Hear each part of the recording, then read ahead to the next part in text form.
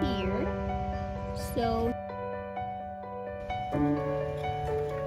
hey guys, welcome back to another episode of Not Afraid to Garden. So, today I decided to plant my bromeliads outside in the garden. So, I'm not sure how many of you guys are growing bromeliads, but you can grow them in the house. And again, bromeliads, they're pretty much they are related to the pineapple family, and you can grow bromeliads pretty much like if you can grow like an orchid. As an orchid grows. So now it all depends on how you're going to grow your bromeliads. Mine, I'm growing it more terrestrial, which is more, I have it in soil, and they prefer soil more like a fast draining soil. You may want to put a little bit of sand or maybe use orchid mixed soil for your bromeliads. If you have them in flower pots, and then you can grow them also as epiphytic. So you can mount them just the same way you mount your orchids or my staghorn. Remember guys that I put my staghorn, I mounted it on a piece of wood, and then I kind of tied it up. So you can do the same thing to these bromeliads. It's a little tricky, it gets a little more complicated if you want to grow it that way. And I think a lot of people more in the tropics grow it that way. Hardy through zones 10 to 11. So everywhere else, pretty much, you either, if you plant them outside, like I'm going to do right now, I will have to take them right back out again, put them in flower pots, and bring them back in the house, or put them in the greenhouse for the winter, because they don't tolerate the winter. Some of them are a little more hardy than others, but I think some could probably tolerate up to 20 degrees Fahrenheit. So, but you have to do your homework, guys, on which one of these bromeliads you actually have, and what you can grow. Some of them, again, they can't be out in the sun too much because they were actually burned, like literally scorched. So it all depends on their leaves. So if they have those soft leaves with the soft back, those require kind of a little less sun than those with the larger leaves, and then they have more of a backbone, of tougher skin leaf. Those they will tolerate a little bit more of the light, but you have to make sure what type that you have. And then they grow, if you want to see the flowers, you probably have to wait almost 3 years, because they don't mature till almost 3 years, and they're very slow growing, guys. You got to have a lot of patience growing these, and so just have a lot of patience growing these. But once they grow, they are beautiful. Again, they come in like a variety of colors, and it's just so amazing. They come in, green and red and yellow,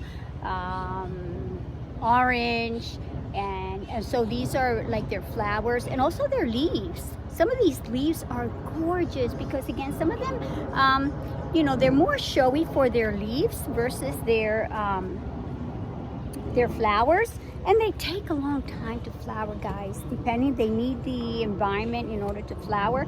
So you have to do your little research on what type of bromeliads that you have, so that way do they need more light, less light? Do they need a little bit more attention on that environment, just like orchids. But these are more tolerant than orchids, actually. Orchids are a little bit more tougher to grow. But let me show you what I have here. So here's my little card here. Actually, guys, let me just take my phone off the stand, and I'll show you the orchids that I have. So these are the orchids that I have, guys. I've had these for a couple of years, and I'm never planting them outside. They've always been in flower pots. Here I have 4, and then there's a pup. It's a new growth here. Remember, also bromeliads only flower once. So then they have their little pups, their new growth that comes in, and eventually the mother plant will die. But they keep producing in the right environment. This one I have 4 in here also. And this one's a bit different. This one has that soft, these soft leaves, and they're not scaly like these. These can really hurt you guys. Ooh, that's really tough there. But these are softer. And then they have these openings there, and that's where they like for you to put their water. And this is where, if they're planted outside, they collect leaf debris and they get their nutrition through here. So that's why they have that opening there. You have to be careful every now and then, flush them out, clean them, so they don't get any bacteria or anything that kind of rots in there. And then I have this one here. Beautiful that one is. And I think I want to say these here, their flowers are pink, beautiful pink color. I did buy them when they were in bloom. And then I have this one here. I can't remember what color that is, but again, I have to, you want to clean their inside in here because you don't want anything just sitting in there because they could get bacteria. So I placed them on the my little wagon, and I'm going to plant them right back there behind my little cabana, only because there's an area. Oh guys, of course my neighbors, this grass right now. So I'm going to plant them right back there, and I will meet you there in just a second.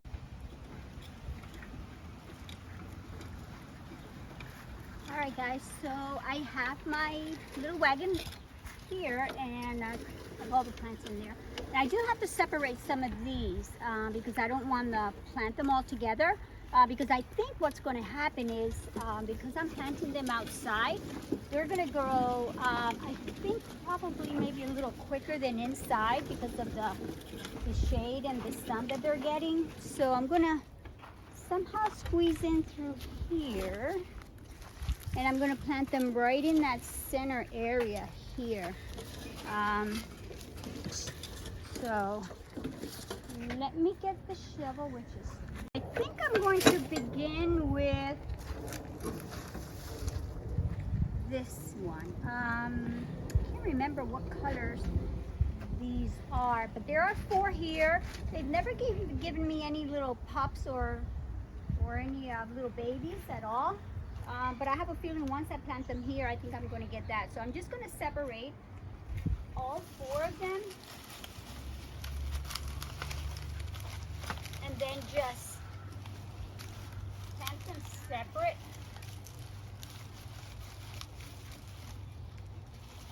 Alright, I think they've been, in here too long. I think I can manage to separate these. Just be very gentle. I know it looks like I'm pulling them apart really tough, but I am trying to be gentle again with the roots on the bottom here, and it's working pretty good. So I just need to get rid of some of these roots. Has too many roots.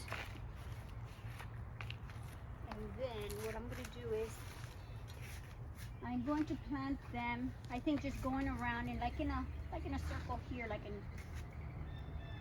start right here, because it is going to get the afternoon sun. During the day they have a lot of shade here, so I'm going to put them down probably at least good 3 to 4 inches. And the soil here is also really good, guys. So just remember I mentioned that the soil should be very loose, maybe with a little bit of sand in there or orchid mix. But my soil here has a little bit of sand also. It's kind of sandy. So this is a good place for me to plant them. So I know that they're not going to soak in water in the soil here. All right, so I got that one. And then I'm just going to go ahead and just plant the other three in an angle here.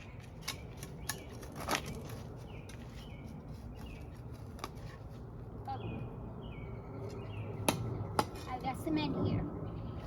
So, again, you always have to be ready, guys. I'll come further back here, which may be even better because I've got more shade covering them here.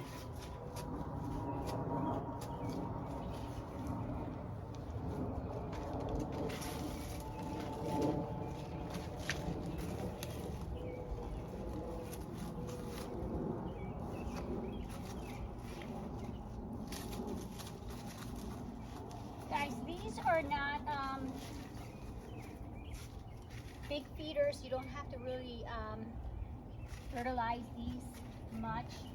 Definitely not during their growing time. When they're in bloom, definitely don't fertilize during that time. You can probably, maybe this is an opportunity if you're going to fertilize them, and just maybe once you plant them, but they don't really need a lot of fertilizer. Actually, I'm going to run this I'm going to run this real quick. So it's okay. I just need the footage. How they look.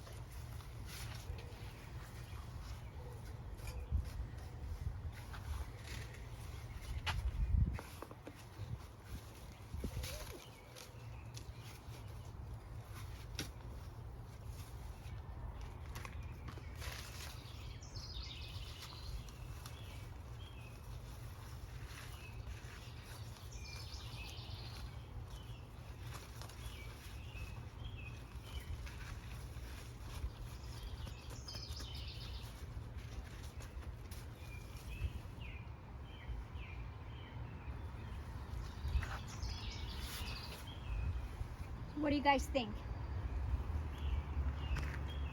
So again, it just goes more like, actually I'm going to move this one. I'm going to move this one a little further back. So I don't like the way it's lining up too far ahead here. I'm going to plant it right here.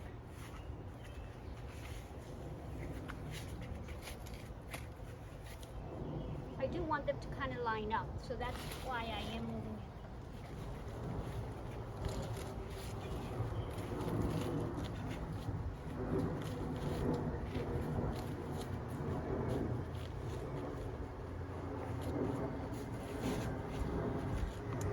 They look better now, because now they all line up, and look how pretty that looks right in that area. So now I am going to look for another area to plant those.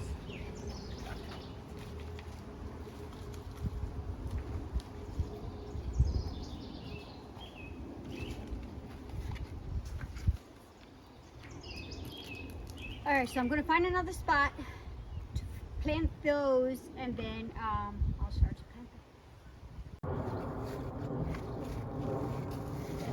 All right, guys, so I found another shady area. Now, when I mean shady, it's shaded in the afternoon. It is getting, it does get a little bit of sun in the morning, but the morning sun is not as bad as the afternoon, so that's why I chose this area. And remember, these guys are not big fertilizers, so you only have to maybe fertilize once a year. I think you're fine with fertilizing these. Actually, I have never fertilized them myself, but never fertilized while they're in bloom or during their growing season. And then if you're looking to plant these guys, these go great with ferns, if you plant them with ferns. And also if you want to complement the like impatiens and other colorful plants, so that way they can definitely stand out. And if you're purchasing these plants, remember that these plants, they come, I mean, in such a variety that you can get them in different colors, and then you have different patterns. And but then again, if the ones that you purchase, you have to check just to make sure that you know how much sun that it could tolerate, because some of these can't tolerate sun. But the leaf is pretty tough, so this one I'm sure it can tolerate more sun than the ones that I planted back there in that first area, because the leaves on that one are really kind of soft. So I know that this one's a little more tougher. All right, so that's that one there, and I think it looks nice with my zebra grass here growing here. So now I have, again, there's 4 in this one, and this is the pink one. I did see this one in bloom, so and that's the one that has the pop, and I don't know what color that is. So I'm gonna find other areas, and then I'm gonna plant these, and then I'll show you what that looks like once I'm done.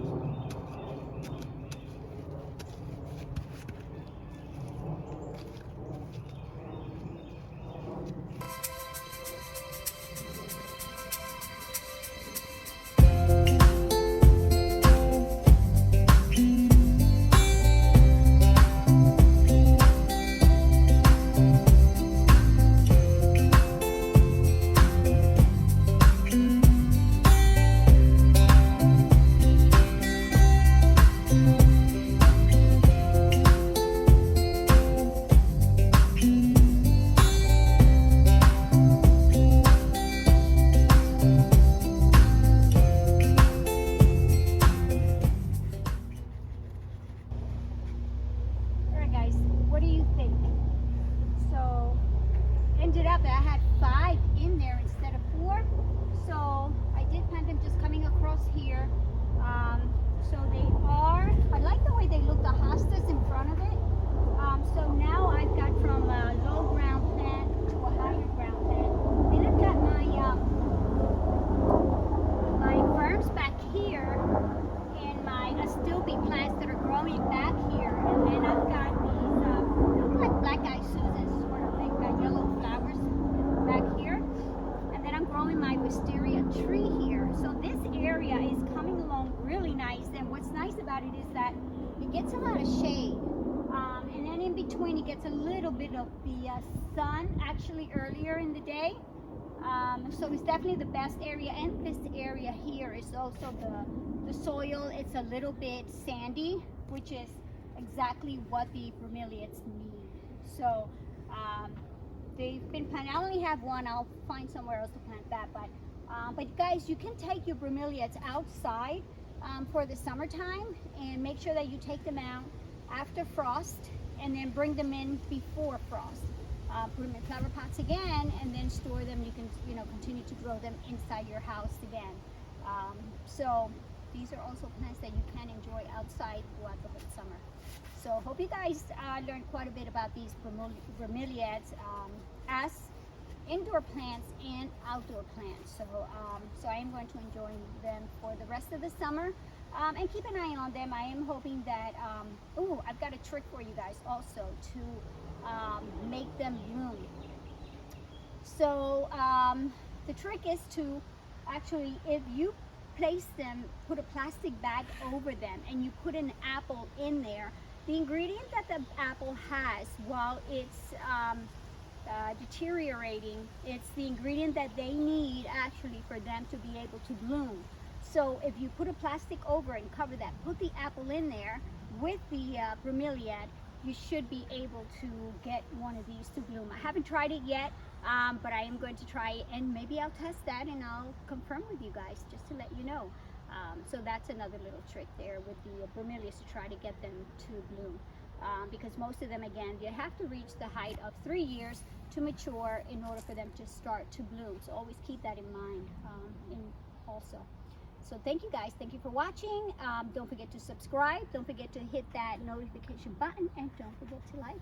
See you guys in the next video. Peace.